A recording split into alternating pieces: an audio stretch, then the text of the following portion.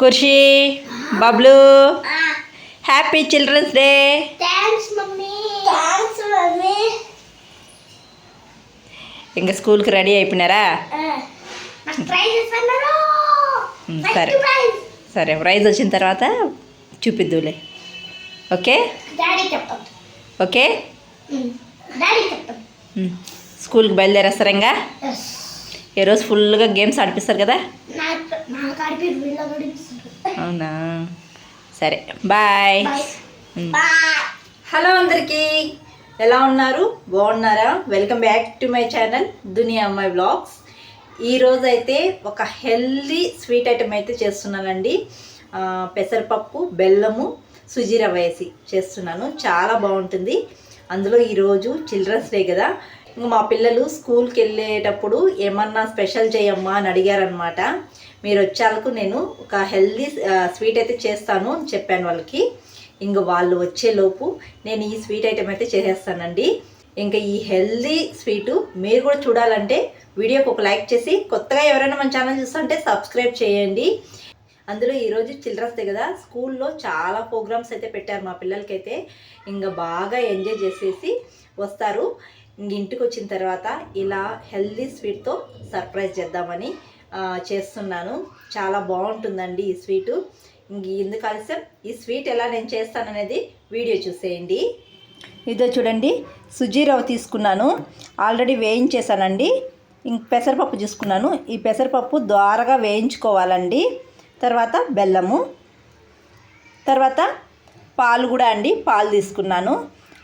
మనం పచ్చి పాలైనా వేసుకోవచ్చు, లేకపోతే కాంచిన పాలైనా వేసుకోవచ్చు. నేను కాంచి పెట్టుకునేసాను. ఇప్పుడు ఈ పెసరపప్పు స్వీట్ ఎలా చేస్తాననేది చూసేయండి. ముందుగా అయితే స్టవ్ పైన బాండి పెట్టుకొని ఈ పెసరపప్పుని లైట్గా వేయించుకునేయాలండి. లైట్గా వేయించుకొని ఒక ప్లేట్లోకి తీసుకునేయాలి. ఇలా లైట్గా వేయించుకున్న తర్వాత స్టవ్ ఆఫ్ చేసుకొని ఈ పెసరపప్పు అయితే ఒక ప్లేట్లోకి తీసుకునేద్దాము. చూడండి, పెసరపప్పు అయితే వేయించి ఒక ప్లేట్లోకి తీసుకునేసాను. సుజీ రవ్వ అయితే ముందుగానే వేయించుకున్నానండి, అందుకే ఇప్పుడు మీకు చూపించలేదు. ఇప్పుడు ఈ రెండు కుక్కర్లో వేసుకునేయాలి.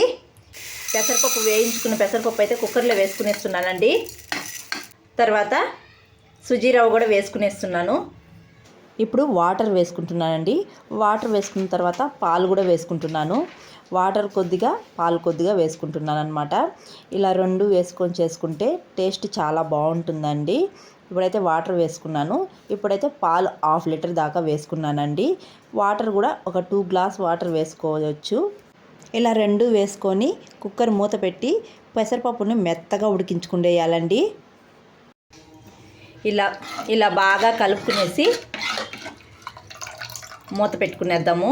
మీకు సుజీ రవ్వ కాకపోతే గోధుమ రవ్వ కూడా వేసుకోవచ్చండి.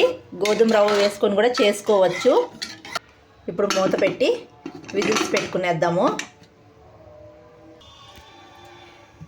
విజిల్స్ అయితే పెట్టుకునేసానండి. ఇప్పుడు మరొక స్టవ్ పైన బెల్లం అయితే కరిగించుకునేద్దాము. ఒక బాండీలో కొద్దిగా వాటర్ వేసి బెల్లం వేసుకొని కరిగించుకునేద్దాము. పెసరపప్పు 4 విజిల్స్ అయితే పెట్టుకున్నానండి. 4 విజిల్స్ తర్వాత స్టవ్ ఆఫ్ చేసుకునేసాను. ప్రెజర్ అంతా పోయిన తర్వాత మూత తీసి చూపిస్తున్నాను. ఇది చూడండి, బాగా ఉడికిపోయింది, గట్టిగా అయిపోయిందనమాట. ఇప్పుడు స్టవ్ పైన ఒక బాండీ పెట్టుకొని ఉడికించుకున్న పెసరపప్పును అయితే వేసుకునేద్దాము. ఈ పెసరపప్పును బాగా కలుపుకొని పెసరపప్పు అంతా దగ్గర పడే వరకు ఉడికించుకోవాలండి. ఉండలు ఏమన్నా ఉంటే ఉండలేమీ లేకుండా బాగా కలుపుకోండి. పెసరపప్పు ఇలా ఉడుకుతున్నప్పుడు బెల్లం కరిగించుకున్న బెల్లం పాకాన్ని అయితే వేసుకునేయాలి వడగట్టి. బెల్లం పాకం అయితే వడగట్టుకునేస్తున్నాను. బెల్లం పాకం పూర్తిగా చల్లగా చల్లారిపోయిందండి. చూడండి, బెల్లం పాకం ఇలా వడగట్టుకోవడం వల్ల బెల్లంలో ఏమన్నా డస్ట్ ఉంటే ఇలా నీట్గా వచ్చేస్తుంది అనమాట.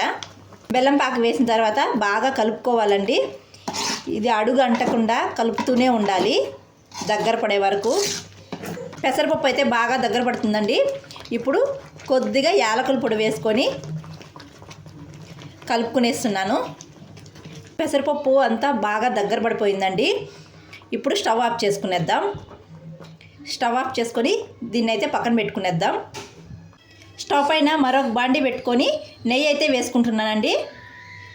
నెయ్యి బాగా హీట్ అయిన తర్వాత డ్రై ఫ్రూట్స్ అయితే వేసుకుంటున్నాను. కాజు కిస్మిస్ మాత్రమే తీసుకున్నానండి నేను. మీకు కావాలంటే ఇంకా డ్రై ఫ్రూట్స్ తీసుకోవచ్చు. ఇప్పుడు ఇవన్నీ వేయించుకునేయాలి నెయ్యిలో